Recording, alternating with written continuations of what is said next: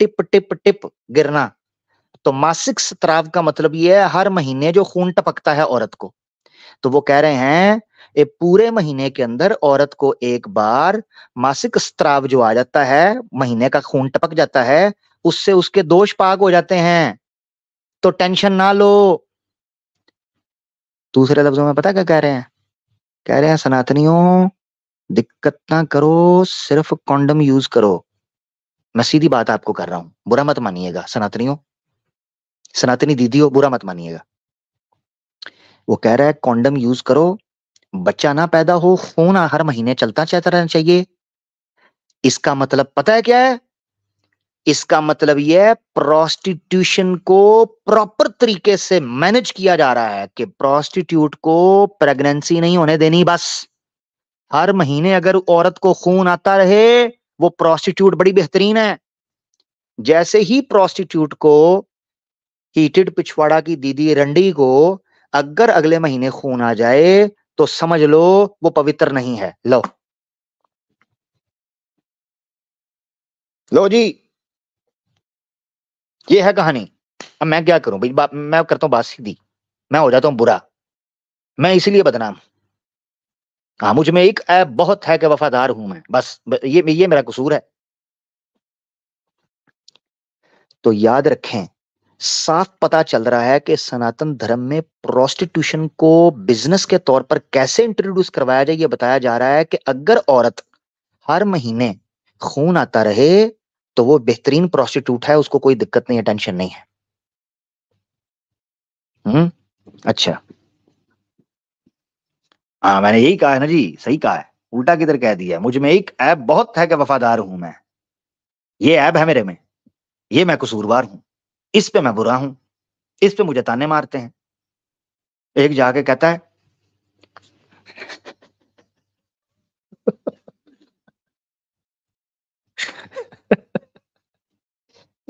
एक जाके कहता है हग्गू कल फिर स्ट्रीम कर रहे हैं, प्लीज हग्गू कल फिर करेगा स्ट्रीम। मैंने कमेंट पढ़ा, मेरा हंस हंस कर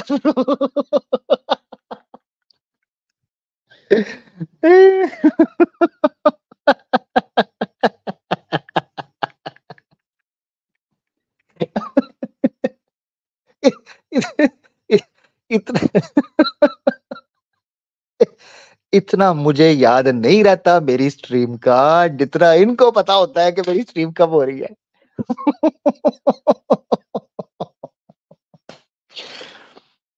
53% वोट, हग्गू को पकड़ो, हग्गू को पकड़ो। हग्गू की फोटो मिलेगी क्या? हग्गू का लोकेशन ट्रेस हो सकता है क्या? हग्गू का कहीं से पता चल सकता है क्या? बहुत तंग कर दिया हग्गू ने। हग्गू तुम्हारे पिछवाड़ों के सुराखों में डक्का लगाकर यूं घुस गया है जैसे शैंपेन की बोतल के ऊपर कॉक होता है, ऐसे तुम्हारे पिछवाड़ों की मोरी के अंदर ये हग्गू घुस गया है कि तुम्हें हगने भी नहीं देगा।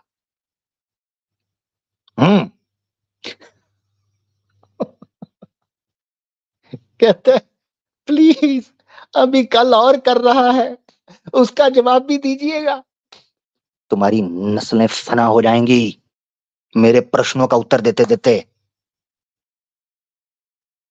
स्वामी दयानंद जिंदा होता आज के दौर में और मेरी स्ट्रीम्स सुन रहा होता जैसे तुम आर्या समाजियों सुन रहे हो छुप के हेडफोन लगा के, मुझे पता है बेटा, मुझे पता है तू देख रहा है स्क्रीन पे, मुझे पता है इस वक्त। अब तू दाएं बाएं देख रहा है, थोड़ा सा मुस्कुरा भी रहा है अब तूने वॉल्यूम कम कर दिया है अब तू भी हंस रहा है बेटा देख दाएं बाएं, दीदी के बिस्तर के नीचे देख, वहां हूं मैं, मेरी मुंडी नजर आएगी तुझे। उसको पकड़ना लेना, वो मुंडी नहीं है, शिवलिंग की मुंडी है, उसको ना पकड़ लेना, तू देख रहा है। स्वामी दयानंद आज जिंदा होता, उसको जहर देने की जरूरत ना पड़ती, वो खुद जहर खा लेता। और बता, हाँ खुद जहर खाता, ये हाल तुम्हारा होना था। इस पर तो बनता है यार, किथे गया, इस पर तो बनता है। सुन आज मेरा मिजाज मस्ती में झूम जैसे साज, लूंगी हो भगवा टिकता हो जैसे कोई ताज, जलती हो अर्थी, पकता हो जैसे अनाज, धुआं था गहरा, गहरा हो जैसे कोई राज, बिखरी हो हड्डियां, झूठा हो जैसे कोई नाच, फिसली है लुंगी, लगे खुलने जब से वेदाज, मीठा है मिथिया, स्वामी हो या हो स्वराज, कीमत बस इतनी, टक्का हो जैसे कोई पांच, रुकती हुई सांस, अंतिम हो जैसे नमाज, सुनती है दुनिया, हक्की हो जैसे आवाज। जी जनाब, जी जी जी जी, आगे आगे आगे बढ़े, चलिए आगे बढ़ते हैं, आ जाए जल्दी से। ये आपने अब मैं वो गौतम ऋषि गौतम का जो धर्म सूत्र है उस पे आ गया हूँ, ठीक है। चलिए शुरू से दिखा देता हूँ ताकि लिंक जो है वो जुड़ जाए। ये देखें, ऋषि गौतम का धर्म सूत्र है, ये मैंने आपको बताया सामवेद का कल्प की कैटेगरी के अंदर आता है, ठीक है। वेदांग है, यानी वेद को समझने के लिए, ठीक है। ये सारा पांडे जी ने, हाँ जी, ये इसकी सारी ट्रांसलेशन की है। देख लो, MA PhD, MA PhD, आम बंदा नहीं है। झोपड़ी के 2+2=5 लिखने वालों, यहां आकर बकबक करते हो मेरे साथ, आपको लेकर चलता हूं। हाँ जी, देखो, ये इसके कंटेंट है, ठीक है। तो जिस तरह मैंने बताया था, प्रश्न चलते हैं, अध्याय चलते हैं, इसी तरह इसकी तकसीम है, डिवीजन है। यहां पर आपने आना है चतुर्थ अध्याय, चौथा अध्याय। अब आपने देखना, यहां पर हमने जाना है किस विषय के ऊपर, धर्म संगत विवाह। आ ओ सनातनिया, लुंगी उतरने लगिया, धर्म संकट में आने लगा हा। धर्म संगत विवाह। अब अपने देखना है कि धर्म संगत विवाह कौन से होते हैं। तो पेज नंबर पर जाएंगे हम 41, ठीक है जी, 41, ये 35 हो गया। हाँ जी, ये किधर गया, ये, हाँ सॉरी, यहां से हम शुरू करने लगे हैं। तो विवाह शुरू हो रहे हैं, ये सारे विवाह तो मैंने आपको बता दिए हैं, जो हमने बोधनिया धर्म सूत्र से पढ़ लिए, ठीक है ना, वो हमने देख लिए सारे विवाह। यहां मैंने आपको एक और रेफरेंस देना है जिससे आपको पता चलेगा कि सनातन धर्म के अंदर लौंडीबाजी, बकायदा रेप करना विवाह की शक्ल में, ये अलाउड है। ये मैंने आपको दिखाना है, तो आप देखें जरा, ये देखें जी, चौथा चैप्टर है, चतुर्थ अध्याय, मैंने आपको बता दिया। इसका 9वां पढ़ना है आपने टेक्स्ट, चौथे चैप्टर का 9वां टेक्स्ट। क्या लिखा है,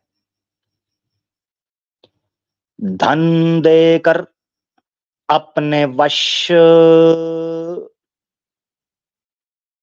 धन देकर अपने वश में करके कन्या का ग्रहण करने पर असुर विवाह होता है। वश वश वश, अपने कंट्रोल में करके, ठीक है जी। ये आपने असुर विवाह को समझ लिया, जैसा कि पहले भी बयान किया हुआ है, इसी तरह सारे वो चल रहे हैं। ये मैंने इसलिए रखा है कि यहाँ वश वर्ड यूज हुआ है। वश का मतलब होता है किसी को अपने कंट्रोल में रखना, कंट्रोल में स्लेव को रखा जाता है, पत्नी वश में नहीं होती, ठीक है ना। जानवर आपके वश में होता है, पत्नी आपके साथ परस्पर प्रेम से चलती है, स्वयं अपनी इच्छा से। वश में उसको किया जाता है जिसकी इच्छा ना हो, उसको दबा के वश में किया जाए। इसीलिए वश शत्रु के कॉन्टेक्स्ट में बोला जाता है कि शत्रु को हमारे वश में कर। प्रार्थना की जाती है, ईश्वर शत्रु को हमारे वश में कर, उसके पदार्थों को हमारे वश में कर, उसकी औषधियों को हमारे वश में कर, उसके राज्य को हमारे वश में कर, उसके खेत कल्याण को हमारे वश में कर। हाँ, अब आगे चलो जी, चलो चलो जी, चेक करो कुछ स्मृतिकार प्रथम 6 प्रकार के विवाहों को धर्म संगत मानते हैं, अर्थात गंधर्व और असुर विवाह को भी धर्म अनुकूल मानते हैं। फतवा, ऋषि गौतम का फतवा, असुर विवाह जिसको मैंने ऊपर दिखाया कि स्त्री को धन देकर वश में करना, स्त्री को धन देकर देना जी। बाकी आप समझदार हैं जी। सॉरी मैं गुस्से में इधर उधर निकल जाता हूं। धर्म अनुकूल मानते हैं ओ भाई, असुर विवाह को धर्म अनुकूल मानते हैं। धर्म अनुकूल का मतलब है अकॉर्डिंग टू धर्म। पैसा फेंक तमाशा देख। अब आप सोच रहे होंगे यार लौंडियाबाजी की ये जिक्र कर रहा है तो ये असुर विवाह और ये चीजें क्यों जिक्र कर रहा है? आप मुझे बताओ, नॉर्मल स्त्री को आप धन देकर खरीद सकते हो या प्रोस्टिट्यूशन ज्यादातर या ऐसी औरतें जो पैसों की भूखी होती हैं उनको आप खरीद सकते हो? ये पता मैं क्यों कॉन्टेक्स्ट रख रहा हूं, उसके पीछे रीजन है। दासियां और दास इसी बेस पर बनते थे कि वो गरीब होते थे। गरीब होने के पीछे दो तीन रीजंस हो सकती हैं, या परिवार गरीब हो, जन्म से गरीब हो, या माइग्रेट करके इमिग्रेंट्स हो। जैसे एक बंदा एक देश छोड़ के दूसरी जगह पर जाता है, वहां गरीब हो जाता है, पैसे नहीं है, नौकरी चाहिए, तो किसी का दास बन गया, किसी की दासी बन गई। दो प्रकार इमिग्रेंट दो प्रकार से लाए जाते हैं, दो प्रकार से। नंबर 1 खुद आए, नंबर 2 युद्ध में बंदी बनाकर लाए जाएं। अब जो युद्ध में बंदी बनाकर लाए गए दास दासियां हैं उनको ठोका ठुकाई के लिए धन देकर अपनी पत्नी बनाया जा सकता है। असुर विवाह, राक्षसा विवाह, पिशाच विवाह, जिसको दिखा चुका हूं। ठीक हो गया जी? अब समझ आया लिंक क्या है इन चीजों को डिस्कस करने का? यस। तो मैंने इसीलिए कहा था थोड़ा सा कॉम्प्लिकेटेड सा सीन आपको हो सकता है फील हो जाए। मैं देखता हूं और कुछ मैंने यहां पर हाईलाइट अगर किया हो आपको पढ़ाने के लिए, क्योंकि मैं फिर जब पढ़ रहा होता हूं खुद तो फिर मैं हाईलाइट उसको इसीलिए कर देता हूं ताकि मुझे याद रहे। ठीक है, अब मैं आपको एक चीज बताने लगा हूं। जैसा कि ऋग्वेद का मैंने बंदी बनाकर उनको बांध कर रखना, और इसी तरीके से मनुस्मृति के अंदर जो चीज थी पिछले प्रोग्राम के अंदर कि स्त्री को भी बंदी बनाकर, स्त्री को भी भाग के तौर पर, माले गनीमत के तौर पर, लूट के माल के तौर पर, जो ये कहते हैं लूट के माल के तौर पर लाया जाता था। इस चीज को समझने के लिए मैं अब आपको एक एग्जांपल देने लगा हूं कि क्या ये सिर्फ हुक्म था या प्रैक्टिकली ये काम किया भी गया। अब मैं आपको इसकी मिसालें देने लगा हूं, तो मैं टैब्स थोड़े हटा लेता हूं ताकि आपको समझने में आसानी हो जाए। ले जी, अब आपको थोड़ा सा मजीद हम अंदर डिटेल में लेकर चलते हैं, प्रैक्टिकल दिखाने लगे। प्रैक्टिकल, युद्ध का प्रैक्टिकल। ये आपके सामने मैंने क्या कहा था, मैंने ऋग्वेद पेश की थी, ठीक है ना? याद रखना चाहिए कि जैसे कल्प जो होते हैं वो वेदों के साथ लिंक होते हैं, वैसे ही इनकी जो कमेंट्रीज होती हैं ब्राह्मणास कमेंट्रीज की कैटेगरी में आती हैं वेदों की। वो कमेंट्रीज भी हर वेद के लिए अलग हैं। ये आपके सामने जो इस वक्त मैं कमेंट्री दिखा रहा हूं, ब्राह्मणास दिखा रहा हूं, ये ऐत्रीय ब्राह्मण है। ऐत्रीय ब्राह्मण ऋग्वेद के साथ लिंक है। शुरू ले जाता हूं आपको, ठीक है, ताकि आप देख लो। ये देखें, इसको किसी ने डाउनलोड करना हो तो कर सकते हैं। हम तो अच्छा सॉरी, स्क्रीन चली गई थी मेरी, मुझे पता ही नहीं चला। एक मिनट, मेरा लोगो भी चला गया है यार। ओहो, एक मिनट जरा रुके यार। देखो मैं जल्दी में भूल जाता हूँ यार, ये बड़ी ज्यादती है यार। अली भाई आप अगर फ्री हैं तो प्लीज ज्वाइन। देखो मैं जल्दी में, मुझे याद नहीं रहा, मैंने अली भाई को लिंक भेजना था यार। देखो यार क्या करूं मैं, असल में जब से मैं अयोध्या आया हूं ना, मेरा दिमाग नहीं सही तरह जो है ना वो फोकस कर रहा चीजों में। राम जन्मभूमि बंदे को बंदर बना देती है, जैसे हनुमान को बनाया था ना जी। तो मैं अली भाई को लिंक मैं सेंड करना चाह रहा हूँ। असल में मेरा इरादा था मैं स्टार्ट में ही अली भाई को लिंक सेंड करूंगा और उनको स्पेशल दावत दूंगा कि अली भाई आप जरूर आइएगा। वो तो एकदम मुझे अभी ज़हन में आया कि यार मैंने तो लिंक सेंड करना था, वो मैं भूल गया हूँ जल्दी में। प्रोग्राम भी आपने देखा है कि मैंने कुछ मिनट लेट, बल्कि 10 मिनट लेट, बल्कि 10-15 मिनट लेट शुरू किया है। तो उसकी वजह से मुझे समझ नहीं पड़ सकी। अली भाई, मैंने आपको लिंक सेंड किया है, अगर अली भाई सुन रहे हैं, मैं अली भाई को मैसेज कर दूँ। अच्छा जी, अगर वो जॉइन कर सके तो। अच्छा जी। अब तो ये मैंने आपको दिखाया। सो ऐत्रेय ब्राह्मण जो कि ऋग्वेद के साथ लिंक है, ये बेसिकली वेदों की कमेंट्री है। ये आप देख सकते हैं, द्वितीय भाग है बेसिकली। द्वितीय भाग का मतलब है सेकंड वॉल्यूम है। तो फर्स्ट वॉल्यूम में ये नहीं है, सेकंड वॉल्यूम के अंदर है। ठीक है, ये इंग्लिश के अंदर भी कवर कर लें ताकि आप लोगों ने अगर करना हो। और ये भी याद रखें, ये देखें, सयानाचार्य जो सबसे ओल्डेस्ट कमेंट्री रिकवर हो पाई है वेदों की, ऐत्रेय ब्राह्मण या वेदों की जो भाष्य जो रिकवर हो पाया, वो सायण ऋषि जो आचार्य हैं आपका, सायणाचार्य, उनका। ठीक है ना, ये आप देख सकते हैं, edited by doctor Sudhakar Malviya. सारा प्रिंटिंग प्रेस भी आपके सामने आ। अब हमने कहा जाना है, ये इंग्लिश के अंदर है कुछ स्टार्टिंग में, तो यहाँ किधर गया ये, किथे किथे किथे,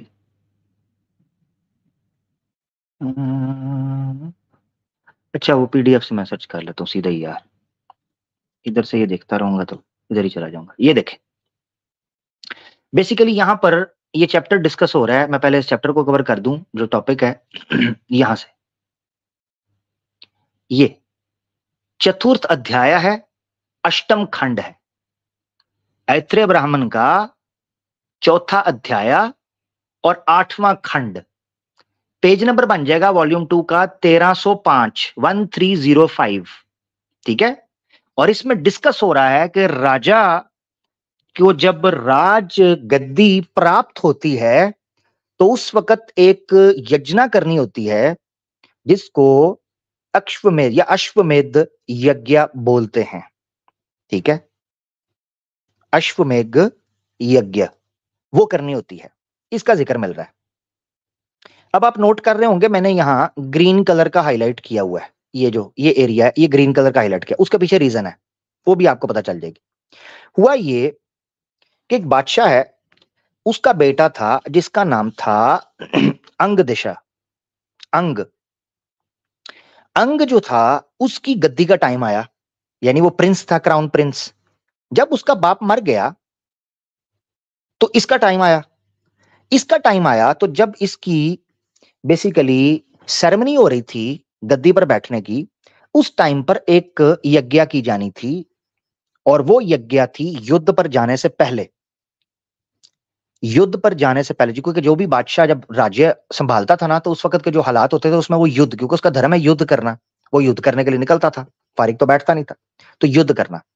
तो यहां आपने देखना है, ये अंग देश के राजा का अभिषेक किया, इसको अभिषेक भी मेरे ख्याल से बोल सकते हैं, मगर मेरे ख्याल से मिटा हुआ है। ठीक है, राजा का अभिषेक किया, और यहां पर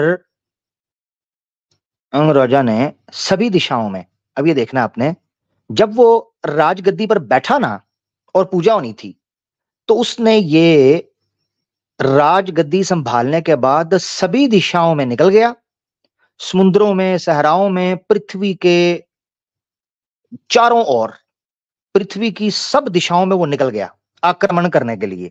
ये क्या बक रहा था पिछवाड़ा, ए जी हम आक्रमण नहीं करते, लो ये ऑफेंसिव वॉर। पृथ्वी के चारों ओर निकल गया, समुद्रों में घुस गया अगला बंदा। वहां जाकर उसने जनाब युद्ध लड़ने की कोशिश की और सारी बात की।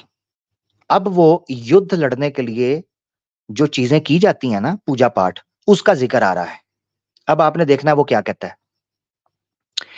वो आगे बढ़ता है और ब्राह्मण पंडित को कहता है कि तू अगर मुझे पूजा में बुलाएगा और पूजा के लिए मुझे सृष्ट जानेगा, तो मैं तुझे दासी दासी सहस्त्रागी, लो, दासी सहस्त्रागी, 10,000 लौंडियां, 10,000 लौंडियां दूंगा। देख लो, ऐसे भी लिखा है। वो कहता है, उसने कहा, कितने गई, हाँ, उस सर्वंग पूर्ण अवयव वाले अंगराज ने अपने प्रोहिल से कहा कि मैं तुम्हें 10,000 हाथी और 10,000 दासियां दूंगा। लो, अब सवाल उठने लगा है। सवाल सवाल मैंने आपको कहा था, मैंने इसको ग्रीन हाईलाइट क्यों किया हुआ है। सवाल ये है, ये 10,000 दासियां और 10,000 हाथी, ये इसने देने का वादा क्यों किया? पता है क्यों? कि जिस युद्ध पर वो जा रहा था वहां स्लेव्स और माल इकट्ठा होना था, लूट का माल। तो यूं समझ लो कि उसने युद्ध लड़ने से पहले जो इनके सनातनियों के राजा हुआ करते थे, वो ब्राइब करते थे, रिश्वत देते थे पंडितों को, ताकि वो पंडित पूजा पाठ करें, और पूजा पाठ करने के बाद वो जब युद्ध के लिए निकले तो उनको लालच दी जाती थी कि अगर आपने पूजा पाठ की और सही तरीके से, पूरी विश्वास के साथ, पूरी आस्था के साथ आपने मामला किया, तो जनाब हम आपको इतना इतना दान करेंगे। तो ये है वो ग्रीन हाईलाइट करने की वजह, ताकि मैं इसको सेपरेटली आपको बता सकूं और ये एक रेफरेंस लिंक हो जाए समझने के लिए। उसके बाद उसने कहा कि मैं तुम्हें 10,000 दासियां दूंगा और 10,000 हाथी दूंगा। अब सवाल उठता है, सवाल ये उठता है कि ये दासियां तो मनुस्मृति के अनुसार जंग में जीती हुई दासियां जो हैं, वो तो योद्धाओं की संपत्ति या भाग हुआ करता था, उनकी प्रॉपर्टी होती है। ब्राह्मण को क्यों दी जा रही है? Point to be noted. और वो भी 10,000। बंदा पूछे यार 10,000 आनी कहां से थी यार, सवाल तो ये भी है, हैं? वो यार 10,000 आनी कहां से थी? जंग से।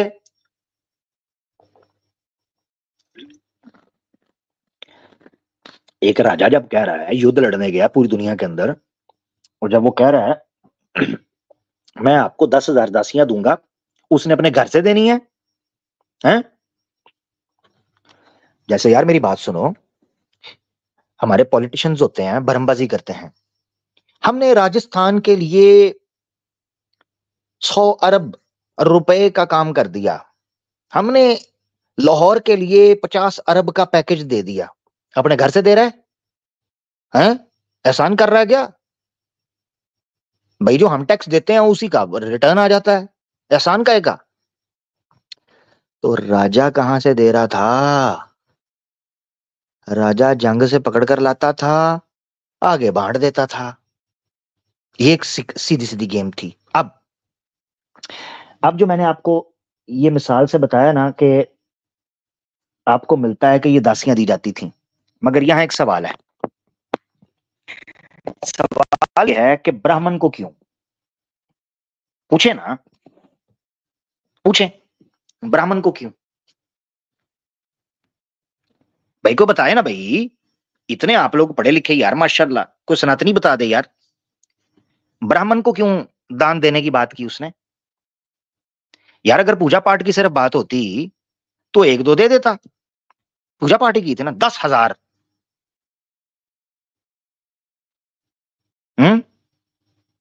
पता क्यों? दो कारण। एक का इशारा तो हल्का सा इन्होंने किया है, हमारे विवेक भाई ने। दो कारण समझ लें। नंबर 1, ऊंची जात नहीं, दो वजह से। Number 1, political reason. Number 2, religious reason. Political reason ये थी कि किसी भी राज्य के अंदर ब्राह्मण वो लोग हुआ करते थे जिनके पास अथॉरिटी होती थी मैसेज के ऊपर। गौर से सुनना है, अपने पॉलिटिक्स को समझना है इनकी, क्यों ब्राह्मण को दान दिया जाता था, ये याद रखना है।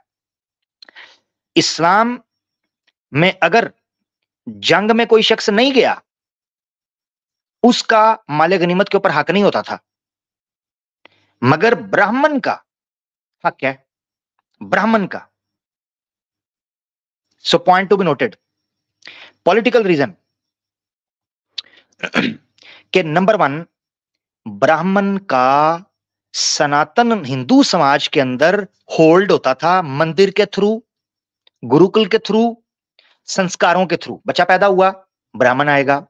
विवाह करना है, ब्राह्मण आएगा। पूजा पाठ करनी है, ब्राह्मण आएगा।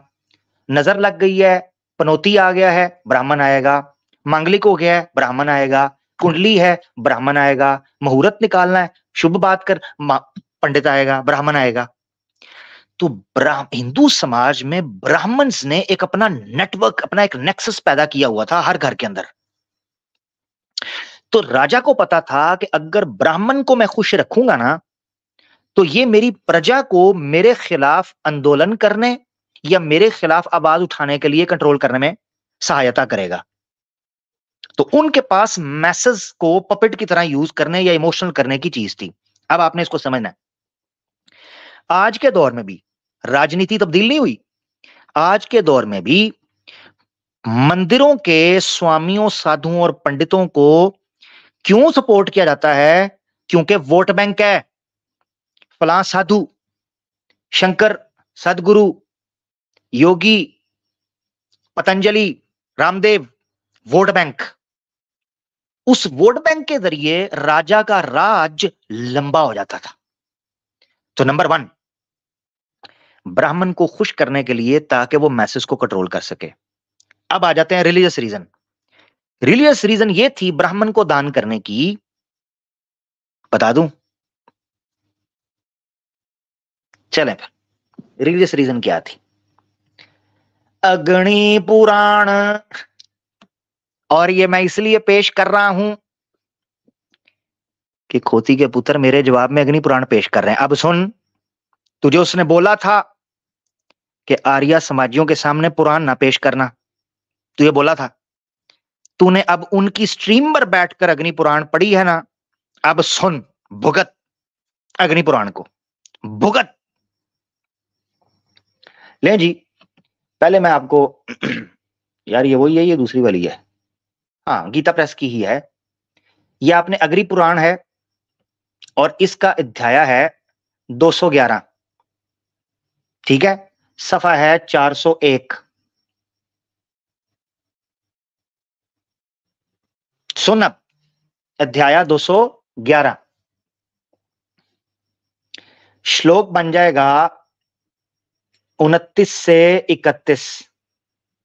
देखें, और जूम करके देखें, और जूम करके देखें। श्रेष्ठ ब्राह्मण को दासी दान करने वाला अप्सराओं के लोक में जाकर सुख भोग करता है।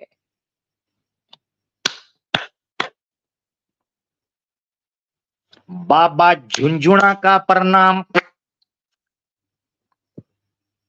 इसलिए ब्राह्मण को दान किया जाता था, दासी का, दासी दान, ताकि स्वर्ग में अप्सराओं का आनंद ले सकें, सुख को प्राप्त कर सकें। ठीक है जी, ये है जनाब आपका अग्नि पुराण। अब आपको एक मैं रेफरेंस दिखाता हूं कि इस लेवल की ड्रामेबाजी की जाती थी, लौंडीबाजी की जाती थी। ये आपने देखना है। ये आपके सामने, इसको मैंने क्रॉप किया था, क्या मेरे ख्याल से ओपन करके बता, चलो मैं पूरा वाक्य आपको बता देता हूं, जिसने डिटेल में पढ़ना पड़ ले, टाइम बच जाएगा हमारा। हुआ क्या, मैं आपको बताता हूं। एक बादशाह था, एक बादशाह को ज्ञान लेना था एक ऋषि से। उसने कहा इस ऋषि से ज्ञान लेने के लिए क्या करूं? उसने कहा मैं इसको दौलत देता हूं, शोहरत देता हूं, सब चीजें देता हूं। वहां उसने जिक्र किया, और ये थे ऋषि गौतम, ऋषि गौतम के सामने। उसने कहा इसको मैं दान शान देता हूं, खुश हो जाएगा। तो ऋषि गौतम आगे से पता क्या कहते हैं? वो कहते हैं और लौंडियां तो पहले ही मेरे पास